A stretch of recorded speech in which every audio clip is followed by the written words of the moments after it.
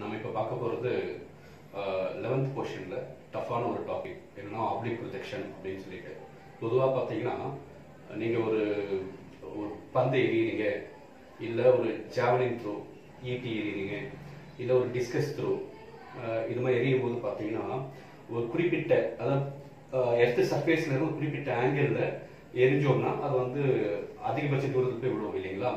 So for example அந்த particular angle கட்டாயமாக ஒரு 45 டிகிரியில் எரிஞ்சிங்கன்னா அது ஷார்ட் புட்டாக இருக்கட்டும், இல்லை ஜாவலினாக இருக்கட்டும், இல்லை டிஸ்கஸ் த்ரோவாக இருக்கட்டும், எதுனா இருக்கட்டும், அது பூமியிலேருந்து கரெக்டாக ஒரு 45 டிகிரி எரிஞ்சோம்னா அதிகபட்ச தூரத்துக்கு போய் விடும். ஸோ இது மாதிரி எரியப்படுற அந்த பொருள் பேர் தான் ப்ரொஜெக்டைல் சொல்லுவாங்க இல்லையா. ஸோ அந்த மோஷன் பேர், அந்த இயக்கத்துக்கு பேர் வந்து ப்ரொஜெக்டைல் மோஷன் அப்படின்னு சொல்லுவோம். ஸோ இப்போ இந்த ஆப்ளிக் ப்ரொஜெக்ஷன் அப்படின்னு சொல்லும் போது ஒரு பொருளை கிரவுண்ட் லெவல்ல இருந்து எரியுறீங்க, ஒரு குறிப்பிட்ட கோணத்துல ஆங்கிள் எரியும் போது என்ன நடக்குதுன்னு பார்க்க போறோம். சரிங்களா? ஸோ நம்ம பார்க்க போற விஷயங்கள் என்ன பாருங்க. ஸோ இது ஒய் ஆக்சிஸ், இது எக்ஸ் ஆக்சிஸ் இல்லையா. எக்ஸ் ஆக்சிஸ்ங்கிறது இந்த கிரவுண்ட் லெவல். இப்போ நான் என்ன பண்ண போறேன், ஒரு ஆப்ஜெக்ட் எரிய போறேன். இங்க இருந்து ஓன்ற பாயிண்ட்ல இருந்து வச்சு ஒரு ஆங்கிள் எரிய போறேன். அதுவும் எரியும் போது பாத்தீங்கன்னா it should be thrown with an initial velocity. So ஒரு ஆரம்ப திசை வேகத்தோட தான் எரியும். அதான் யூன்னு எடுத்துக்கிறோம். ஸோ ஒரு பர்டிகுலர் ஆங்கிள் அந்த பொருளை எரியும் போது என்ன ஆகும், நான் என்ன பண்றேன், இங்க டயக்ராம் வரைஞ்சி வச்சிருக்கேன். இது பாத்தீங்கன்னா என்ன ஷேப்ல இருக்கு, பாராபோலிக் ஷேப் இல்லையா, பாராபோலா ஷேப்ல இருக்கு இல்லையா. ஸோ இந்த பாராபோலா ஷேப் சொல்லும் போது நான் இந்த சின்ற பாயிண்ட்ல நடக்க போகுது, ஏன்ற பாயிண்ட்ல என்ன நடக்க போகுது, பின்ற பாயிண்ட்ல என்ன நடக்க போகுது பார்க்க போறோம். சரியா? சரி, இப்ப நல்லா கவனிக்கலாம். இப்ப இந்த கை இருக்கு இல்லையா, இதுதான் வந்து என்னுடைய அந்த ப்ரொஜெக்டட் அந்த பாடி. சரிங்களா? இப்போ அது வந்து எரியும் போது என்ன ஆகும் பாருங்க. இனிஷியலா ஃபர்ஸ்ட் அது ரெண்டு காம்பனண்டா அது மேல ஆக்ட் ஆகும். அதாவது அந்த பாடியுடைய திசை வேகம் இருக்கு, வெலாசிட்டி இருக்கு, அது வந்து ரெண்டு காம்பனண்டா பிரியும் இப்படி. ஸோ ஒரு காம்பனண்ட் பாருங்க ஹரிசாண்டலா இருக்கு, இன்னொரு காம்பனண்ட் வெர்டிகலா இருக்கு. ஸோ இப்போ இந்த பொருள் எரியப்படும் போது பாருங்க இப்ப மேல போகுது அப்படியே. இப்போ அந்த வெர்டிகல் காம்பனண்ட் மறையுது, கீழே விழும்போது பாருங்க இது அப்படியே தலைக்கீழ இருக்கு. ஸோ வெர்டிகல் காம்பனண்ட் இப்போ தலைக்கீழா இருக்கு. மறுபடியும் ரிவர்ஸ்ல வாங்க, இங்க 0 ஆயிருது, மறுபடியும் இப்படி வந்தது. அப்போ இந்த ஹரிசாண்டல் காம்பனண்ட் வந்து நான் ux ன்னு எடுத்துக்கிறேன், இந்த வெர்டிகல் காம்பனண்ட்டை நான் uy ன்னு எடுத்துக்கிறேன். சரிங்களா? இந்த uy-ங்கிற வெர்டிகல் காம்பனண்ட் இல்லையா, வெலாசிட்டியுடைய வெர்டிகல் காம்பனண்ட் uy அப்படின்னு சொல்லி இல்லையா, அது பாருங்க ஒரு குறிப்பிட்ட ஹைட் போக போக போக அது குறைஞ்சிக்கிட்டே வந்து மேக்ஸிமம் ஹைட் வரும்போது, அந்த பொருள் மேக்ஸிமம் ஹைட் வரும்போது 0 ஆயிடுது. அதே நேரத்துல பூமி நோக்கி கீழ் நோக்கி அந்த பொருள் விழும்போது அந்த uy-ங்கிற வெர்டிகல் காம்பனண்ட் தலைகீழா வருது. சோ இங்க இந்த பொருள் எரியப்படும் போது அகைன்ஸ்ட் கிராவிட்டி எரியுது, இங்க கீழே விழும்போது டுவர்ட்ஸ் கிராவிட்டி. சரிங்களா? இதுதான் நடக்குது. ஆனா இந்த ux-ங்கிற ஹரிசாண்டல் காம்பனண்ட் ஆஃப் வெலாசிட்டி இருக்கு இல்லையா, அது மட்டும் எந்த பொசிஷன்ல போனாலும் மாறாம இருக்கு. என்ன அர்த்தம்னா அந்த ux-ங்கிற ஹரிசாண்டல் காம்பனண்ட் மேல ஆக்சலரேஷனே ஆக்ட் ஆகுது. சரிங்களா? there is no acceleration acting on the component, that is the horizontal component u suffix x. Okay, but ஆனா u suffix y மட்டும் மேலே ஏறும்போது குறைஞ்சி மேக்ஸ் ஹைட் வரும்போது 0 ஆயிட்டு, கீழே வரும்போது அதிகமாகுது. எதனாலனா பிகாஸ் கிராவிட்டி ஆக்ட் ஆகுறதுனால. சரிங்களா? இப்போ இது பார்ப்போம் ux uy அதை எப்படி மெஷர் பண்றோங்கிறது நம்ம அடுத்த இதுல பார்ப்போம். சரி, இப்போ இந்த டாபிக்ல நம்ம என்னென்னலாம் பார்க்க போறோம் அப்படின்னு பார்க்கும்போது இந்த ஓல இருந்து சி வந்து நான் ஒரு டைம் t1 எடுத்துக்கிறேன், ஏதாவது ஒரு டைம் அது பேரு t1 எடுத்துக்கிறேன். அதே போல இந்த ஓன்ற பாயிண்ட்ல இருந்து ஏன்ற பாயிண்ட் வரைக்கும் இல்லையா, அந்த பொருள் போகும்போது அது எடுத்துக்கிற டைம் வந்து t suffix m ன்னு எடுத்துக்கிறேன். That is time to reach maximum ஹைட்னு எடுத்துக்கிறேன். அடுத்தது இந்த ஓன்ற பாயிண்ட்ல இருந்து டிங்கிற பாயிண்ட்டுக்கு போகும்போது அது முழுக்க எடுத்துக்கிற டைம் நான் tf ன்னு எடுத்துக்கிறேன், t suffix f, அதாவது டைம் ஆஃப் ஃபிளைட் அப்படின்னு சொல்லிட்டு எடுத்துக்கிறேன். இது ஞாபகம் வச்சுக்கோங்க. அதுக்கப்புறம் என்னென்ன பாயிண்ட்ஸ் ஞாபகம் வச்சுக்கணும் பாத்தீங்கன்னா, இந்த ஆப்ளிக் ப்ரொஜெக்ஷன்ல நம்ம we are going to apply equations of motion. உங்களுக்கு தெரியும் s is equal to ut plus half at squared, v is equal to u plus at, அப்புறம் v squared is equal to u squared plus 2as ன்னு சொல்லிட்டு இல்லையா. So இத பார்க்க போறோம். First நம்ம இதுல வந்து ஒரு 7 பாயிண்ட்ஸ் நம்ம கண்டுபிடிக்க போறோம். அதுல ஃபர்ஸ்ட் பாத் ஆஃப் ப்ரொஜெக்டைல் கண்டுபிடிக்க போறோம். அந்த பாத் ஆஃப் ப்ரொஜெக்டைல் சொல்லும்போது அதுல அப்ளை பண்ண போற ஃபார்முலா என்னன்னு பாத்தீங்கன்னா, அது equation of motion s is equal to ut plus half at squared. மறக்காதீங்க. So to find the path of projectile, this is the equation of motion we are going to use. அதுக்கப்புறம் resultant velocity at any time t1, that is அந்த resultant velocity v கண்டுபிடிக்க போறோம் இந்த இடத்துல வரும்போது. சரிங்களா? இதை கண்டுபிடிக்க போறோம். அப்ப நம்ம யூஸ் பண்ண போற equation of motion v is equal to u plus at. Next, third point, maximum height reached by the projectile, that is h max. அதுக்கு யூஸ் பண்ண போற equation of motion v squared is equal to u squared plus 2as. Next, time to reach maximum height, அதுக்கு வந்து t suffix m இல்லையா? அப்போ அதுக்கு use பண்ண போற equation of motion v is equal to u plus at. Next, time of flight, முழுக்க வந்து அந்த பொருள் கீழ விழும்போது. So s is equal to ut plus half at squared, இந்த ஃபார்முலா யூஸ் பண்ண போற ஈக்குவேஷன் ஆஃப் மோஷன். நெக்ஸ்ட் வந்து ஹரிசாண்டல் ரேஞ்ச் கண்டுபிடிக்க போறோம், கேபிட்டல் R. அப்புறம் மேக்ஸிமம் ரேஞ்ச் கண்டுபிடிக்க போறோம், R max. இதுக்கு வந்து ஈக்குவேஷன் ஆஃப் மோஷன் தேவையில்லை, சரியா? சோ இதுதான் இப்போ நம்ம பார்க்க போறோம். நெக்ஸ்ட் இப்போ நம்ம ஆரம்பிக்க போறோம். ஓகே, இப்போ நம்ம பார்க்க போறது பாத் ஆஃப் ப்ரொஜெக்டைல். இந்த பாத் ஆஃப் ப்ரொஜெக்டைல் பார்க்கும்போது எதுக்கு இதை நம்ம யூஸ் பண்றோம் அப்படின்னா, ஒரு பொருள் நான் ஜாவலின் த்ரூ எறிகிறேன் இல்ல ஏதாவது டிஸ்கஸ் த்ரூ எறிகிறேன்னு சொல்லும்போது அது எப்படி போகுது பாத்தீங்கன்னா ஒரு வளைவு பாதையில போகுது இல்ல. சோ அதுக்கு என்ன சொல்லுவாங்கன்னா பாரபோலிக் ஷேப் அப்படின்னு சொல்லுவாங்க. இப்ப அருவி விழுற அந்த இதுக்கு அது பாரபோலிக் ஷேப். ஒரு கப் எடுத்துட்டீங்கன்னா அது பாரபோலிக் ஷேப் இந்த மாதிரி. சோ இது வந்து பாரபோலிக் ஷேப்ல தான் போகுதா இல்லையா ப்ரூவ் பண்றதுக்காக தான் இந்த டாபிக் பாத் ஆஃப் ப்ரொஜெக்டைல். சரி, அதுக்கு முன்னாடி நம்ம ரெண்டு காம்பனன்ட் பார்த்தோம் இல்லையா? இனிஷியலா யூங்கிற இனிஷியல் வெலாசிட்டியோட எரிச்சோம் அந்த பொருளை. அது ரெண்டு காம்பனண்டா பிரிச்சோம். uy along y axis, ux along x axis பார்த்தோம் இல்லையா? இந்த ux uy வேல்யூ என்னவா இருக்கும், எப்படி அதை கிடைக்குன்னு பார்ப்போம். அதுக்கு நம்ம எப்படி டெரைவ் பண்ண போறோம் பாருங்க. இப்போ இந்த கிராஃப்ல நான் என்ன பண்ண போறேன், இதுதான் uy, இது ux, சரிங்களா? சோ இது x axisல இருக்கு, இது y axisல இருக்கு. இது நம்ம இனிஷியல் வெலாசிட்டி u. ஒரு தீட்டா, ஒரு ஆங்கிள் தீட்டாவோட இந்த பொருள் எரியப்பட்டுச்சு இல்லையா? இப்போ என்ன பண்ண போறேன், இதுக்கு நான் ஒரு ஸ்ட்ரெயிட் லைன் வரையறேன். So I get a triangle இல்லையா? உங்களுக்கு தெரியும் இது ஆப்போசிட் சைடு, இது ஹைப்போடென்யூஸ் சைடு, இது adjacent சைடு உங்களுக்கு தெரியும். சோ ஆப்போசிட் பை ஹைப்போடென்யூஸ் அப்படினா sin θ தெரியும் இல்லையா? நெக்ஸ்ட் ஆப்போசிட் என்ன இருக்கு, it is parallel to ux, sorry uy க்கு parallel இருக்கு இல்லையா? So u suffix y, hypotenuse side என்ன இருக்கு, u இருக்கு. So u is equal to sin θ. அப்போ uy காம்பனன்ட் எனக்கு கிடைச்சிச்சு u sin θ அப்படி. இதுதான் லிமிட் uy காம்பனன்ட், சரிங்களா? அடுத்தது adjacent by hypotenuse, அது cos θ ன்னு தெரியும் இல்லையா? so what is adjacent side, என்ன இருக்கீங்க, ux இருக்கு. so ux by hypotenuse side என்ன இருக்கு, u இருக்கு, is equal to cos θ னா ux is equal to u cos θ. so எனக்கு ux காம்பனன்ட் கிடைச்சிச்சு. so இது மட்டும் மறக்காதீங்க, ux அப்படினாலே உங்களுக்கு u cos θ, uy அப்படின்னு சொன்னாலே அது உங்களுக்கு u sin θ. சோ இதுதான், சரிங்களா? இது தெரிஞ்சுக்கிட்டா நம்ம இப்போ பாத் ஆஃப் ப்ரொஜெக்ட்க்கு போயிடலாம், சரிங்களா? நெக்ஸ்ட் இப்போ பாத் ஆஃப் ப்ரொஜெக்ட் பண்ணும்போது நம்ம என்னென்ன கண்டுபிடிக்கணும் அப்படின்னா, ஹரிசாண்டல் டிஸ்டன்ஸ் கண்டுபிடிக்கணும், வெர்டிகல் டிஸ்டன்ஸ் கண்டுபிடிக்கணும். சரி, ஹரிசாண்டல் டிஸ்டன்ஸ் என்ன அர்த்தம் உங்க எல்லாருக்கும் தெரியும். அதாவது ஹரிசாண்டல் வெலாசிட்டி, கிடைமட்ட திசைவேகம் சொல்லுவாங்க இல்லையா? is always equal to horizontal distance by time taken. கரெக்ட்டா? இது இப்போ இந்த ஹரிசாண்டல் வெலாசிட்டி எழுதுறதுக்கு போறேன் அப்படி பாத்தீங்கன்னா இத வந்து ux ன்னு எடுத்துக்க போறேன். ஹரிசாண்டல் டிஸ்டன்ஸ்ங்கிறது எனக்கு எவ்வளவு டிஸ்டன்ஸ் தெரியாது இல்லையா? சோ இப்போ வந்து இத தான் நான் கண்டுபிடிக்க போறேன். அத வந்து நான் என்ன பண்ண போறேன், சம் x ன்னு எடுத்துக்கறேனே, ஓகேவா? பை டைம் வந்து நான் O to C இந்த பொருள் போகும்போது எடுத்துக்கிற டைம் என்ன சொன்னேன், t1 சொன்னேன் இல்லையா? அது so x is equal to ux into t1. அப்போ what is ux நம்ம கண்டுபிடிச்சது, ux னா u cos θ into t1. அப்ப இதுல இருந்து t1 கண்டுபிடிச்சு வச்சுக்கலாம். t1 is equal to x by u cos θ. so இந்த O to C இந்த பொருள் போகும்போது அது எடுத்துக்கிற டைம் t1 அப்படின்னா ஏதாவது ஒரு டைம் t1 எடுத்துக்கிட்டீங்கன்னா அந்த t1 கண்டுபிடிச்சு வச்சுட்டோம். இது வந்து ஹரிசாண்டல் வெலாசிட்டி. சோ அது எப்படி கண்டுபிடிச்சோம், ஹரிசாண்டல் டிஸ்டன்ஸ் வச்சு நம்ம கண்டுபிடிச்சோம். இப்போ வெர்டிகல் டிஸ்டன்ஸ் கண்டுபிடிக்க போறோம். வெர்டிகல் டிஸ்டன்ஸ்னா இங்க இருந்து இவ்வளவு தூரம் சரி செய்யுங்க. Okay, so to find vertical distance, அதுக்கு தான் நம்ம என்ன ஈக்குவேஷன் ஆஃப் மோஷன் யூஸ் பண்ண போறோம் சொன்னா இல்லையா? s is equal to ut plus half at square. சரி, இங்க எஸ்ங்கிறது என்ன அப்படின்னு பார்க்கும்போது இதுதான் வந்து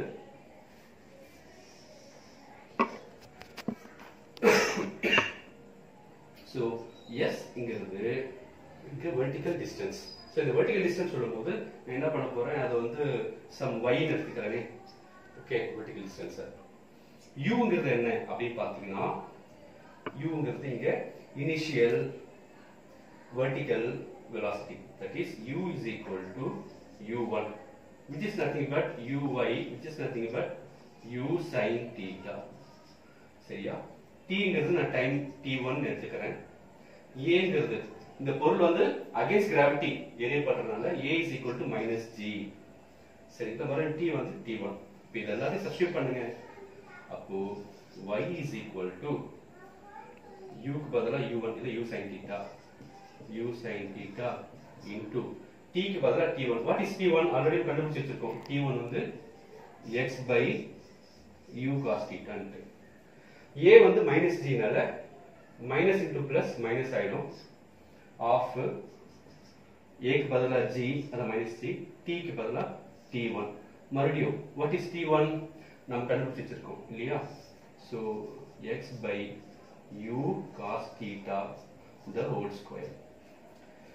அப்போ உங்களுக்கு மொத்தமா என்ன வருதுன்னு பார்த்தீங்கன்னா sin theta by cos theta u cancel ஆயிடுச்சு அப்படின்னா y is equal to so x tan theta minus of g x squared by u squared cos squared theta கிடைக்குது. so இதான் பார்த்த ப்ராஜெக்ட். ஓகே, இப்போ நம்ம பார்க்க போறது resultant velocity at any time t1. எங்கன்னா இந்த c ங்கற பாயிண்ட்ல நம்ம v ங்கற resultant velocity கண்டுபிடிக்க போறோம். சரிங்களா? சோ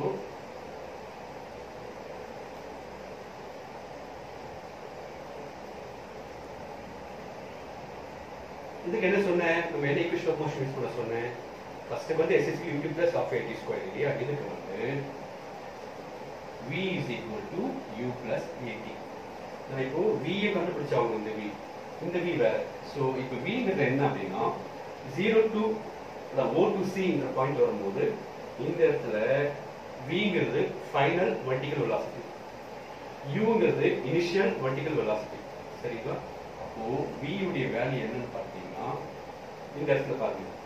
சோ u2 தான் இந்த இடத்துல c ங்கற பாயிண்ட்ல உள்ள வெர்டிகல் வெலாசிட்டி. சோ இன்வெர்ட் இதுதான் final vertical velocity. So v = u2. u ங்கிறது இது initial vertical velocity. So u is equal to u1. a வந்து அகைன்ஸ்ட் கிராவிட்டிங்கறனால -g, t ங்கிறது t1. இப்போ இந்த வேல்யூ அப்படியே சப்ஸ்டிட்யூட் பண்ணுங்களேன். பண்ணீங்கன்னா u2 is equal to u1 minus g t1. so இங்க பாருங்க மறுபடியும் u2 என்னது பார்த்தீங்கன்னா what is u2? நம்ம தெரியாது, கண்டுபிடிப்போம் இல்லையா? so u2 is equal to u1.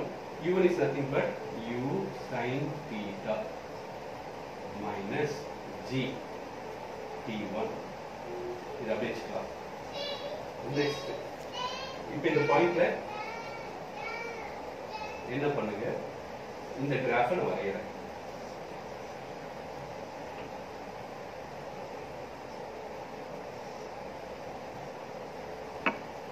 It makes an angle alpha.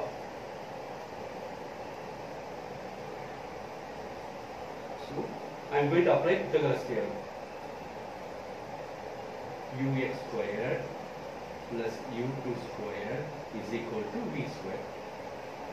எனக்கு v தான் தேவை. So v is equal to square root of ux squared plus u2 squared. நமக்கு ux வேல்யூ தெரியும். So v is equal to square root of ux என்னது u cos theta the whole square. u என்னது கண்டுபிடிச்சிருக்கோம் இல்லையா? அதுதான். So u sin theta minus gt1 the whole square. So இதுதான் நமக்கு resultant velocity. சரி, இது வந்து magnitude இல்லையா? அந்த இந்த இடத்துல c ங்கற பாயிண்ட்ல resultant velocity வேல்யூ கண்டுபிடிச்சோம். இப்போ அது என்ன டைரக்ஷன்ல இருக்கு? ஆல்பா கண்டுபிடிக்கணும் இல்லையா? இப்போ ஆல்பா கண்டுபிடிக்கணும் என்ன பண்ணுவோம்? tan யூஸ் பண்ணுவோம் இல்லையா? சோ நான் யூஸ் பண்ண போறேன்னா tan alpha. What is tan alpha? அப்படின்னு பார்த்தீங்கன்னா ஆப்போசிட் பை ஹைபோடெனியூஸ்னா sin θ, adjacent பை ஹைபோடெனியூஸ்னா cos θ. அப்போ ஆப்போசிட் பை adjacent அப்படின்னா tan ஆல்பா. ஸோ இங்கே ஆப்போசிட்ங்கிறது என்ன இருக்கு, பேரலா இருக்கு u2. So u2 by adjacent வந்து ux. ஸோ இப்போ u2 வேலையை இங்கே சப்ஸ்டிட் பண்ணுங்க, u sin θ minus gt1 divided by ux வந்து u cos θ. அப்போ இதுல இருந்து alpha is equal to tan கொண்டு போயிட்டா tan inverse of u sin θ minus gt1 by u cos θ. இதுதான் வந்து the direction of the resultant velocity. So magnitude of resultant velocity கண்டுபிடிச்சிட்டோம், direction of resultant velocity கண்டுபிடிச்சிட்டோம். இப்போ நம்ம பார்க்க போறது maximum height reached by the projectile. அதாவது projectile maximum height போகும்போது what is the maximum height measure பண்ண போறோம். நம்ம ஏற்கனவே சொல்லியிருக்கோம் O to A போகும்போது அந்த vertical component velocity u3ங்கிறது 0 ஆயிடும் சொன்னேன். ஆனா horizontal component velocity மட்டும் ux மட்டும் மாறவே மாறாது அப்படின்னு சொன்னேன் இல்லையா. ஸோ கீழே இருந்து மேலே போகும்போது vertical component of velocity decrease ஆகிட்டே போயிட்டு at maximum height becomes 0. கீழே வரும்போது becomes maximum இல்லையா சொல்லியிருக்கோம். இப்போ பாருங்க இதுக்கு யூஸ் பண்ண போற ஈக்குவேஷன் ஆஃப் மோஷன் என்னன்னு பார்த்தீங்கன்னா v square is equal to u square plus 2as. இங்க vங்கிறது இந்த ஏன்ற பாயிண்ட்ல ப்ரொஜெக்டர் வரும்போது what is the final vertical velocity பார்த்தீங்கன்னா u3. so v equal to u3. uங்கிறது initial vertical velocity, that is இங்க என்ன இருக்குன்னா u1. so u1 which is nothing but u sin θ. aங்கிறது minus g. அதுக்கப்புறம் sங்கிறது h max, that is maximum height. இப்போ substitute பண்ணலாமா. so v square பதிலா இங்க u3 square அது 0 தான் போகுது. நெக்ஸ்ட் u square சொல்லும்போது இங்க u1 square, அந்த u1 square பதிலா u sin θ the whole square போட்டுட்டேன் minus 2 a equal to minus g, so minus g, s வந்து h max. அப்போ u sin θ the whole square u square sin square θ minus 2g h max. இந்த minus இங்க கொண்டு வந்தீங்கன்னா plus ஆயிட போகுது, which is nothing but இங்க u square sin square θ இல்லையா. அப்போ h max கண்டுபிடிக்கும் போது u square sin square θ by 2g அப்படின்னு சொல்லிட்டு நமக்கு இதுதான். ஓகே, இப்போ நம்ம பார்க்க போறது time to reach maximum height. இந்த ப்ரொஜெக்டர் ஆனது மேக்ஸிமம் ஹைட் ரீச் ஆன பிறகு அது எடுத்துக்கிற டைம் என்ன. ஸோ O to A போகும்போது பார்த்து O to A என்ன அர்த்தம், T suffix n, that is time to reach the maximum height பார்க்க போறோம்.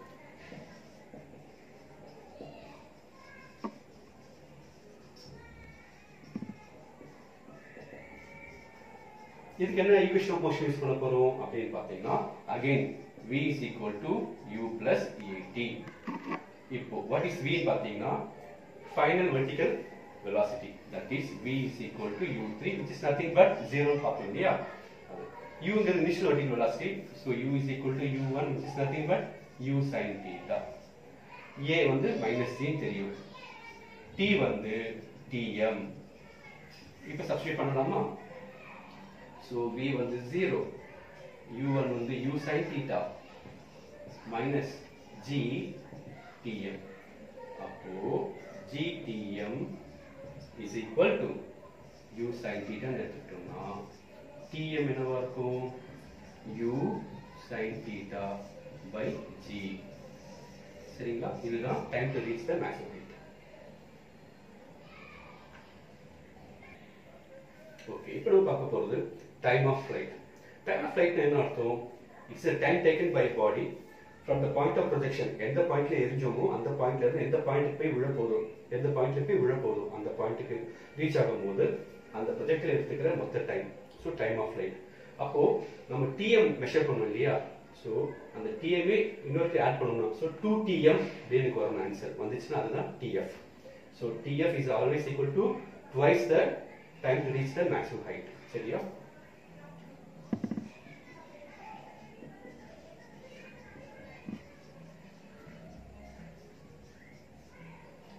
இப்போ இதுக்கு யூஸ் பண்ண போற ஈக்குவேஷன் ஆஃப் மோஷன் பாத்தீங்கன்னா s is equal to ut plus half at square. s ங்கிறது என்ன அப்படின்னு பாத்தீங்கன்னா ஒரு பொருள் ஆரம்ப நிலையில இருந்து போயிட்டு கடைசி பூமியில இருந்து விழும்போது அது ஹைட் என்னவா இருக்கும், அதான் s. இங்க அது என்னவா இருக்கும், எப்பவுமே 0 தான் இல்லையா. u ங்கிறது initial vertical velocity, so u1 which is nothing but u sin θ. t ங்கிறது tf time of flight. a ங்கிறது உங்களுக்கு minus g. சப்ஸ்டிட்யூட் பண்ணலாமா? S is equal to G is 0. U வந்து U1 which is nothing but U sin theta. T is TF. இங்க minus side A equal to minus G னால minus of G TF square. Minus of G TF square இங்க கொண்டு வந்துட்டேன் right hand sideல. அப்போ U sin theta into TF னா இது ஒரு TF cancel ஆயிடுங்களா? எனக்கு TF தான் தேவை. So TF is equal to 2 இங்க போய்டும். So 2U sin theta by G. So what is U sin theta by G? Which is nothing but time to reach the maximum height. So 2 into TM நான் கொண்டு வந்துட்டேன். இதுதான் time of flight. Okay, இப்போ நம்ம பார்க்க போறது ரெண்டு விஷயம், horizontal range and maximum range. range அப்படினாலே தெரியும் உங்களுக்கு, horizontal distance அதாவது அந்த ப்ரொஜெக்டர் ஓன்ற பாயிண்ட்ல ஆரம்பிச்சு இங்க Dன்ற பாயிண்ட் வந்து விழுது இல்லையா, விழும்போது மொத்தமா அதனுடைய horizontal distance கிடைமட்ட தூரம் டோட்டல், சரியா? அப்போ அந்த O to D தான் இங்க horizontal distance, அது கேபிட்டல் R அப்படின்னு சொல்லுவாங்க. அது கண்டுபிடிக்கலாம். அப்புறம் மேக்ஸிமம் ரேஞ்ச் கண்டுபிடிப்போம்.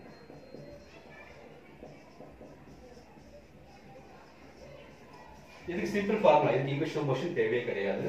ஸோ உங்க எல்லாத்துக்கும் தெரியும், velocity is equal to distance by time taken. So distance is equal to velocity into time taken. இங்க டிஸ்டன்ஸ்ங்கிறது தான் ரேஞ்ச், வெலாசிட்டிங்கிறது அப்படி பார்க்கும்போது இங்க வந்து ஹரிசாண்டல் வெலாசிட்டி தான் நம்ம எடுக்கணும். ஏன்னா ஹரிசாண்டல் ரேஞ்ச் கண்டுபிடிக்கணும் இல்லையா?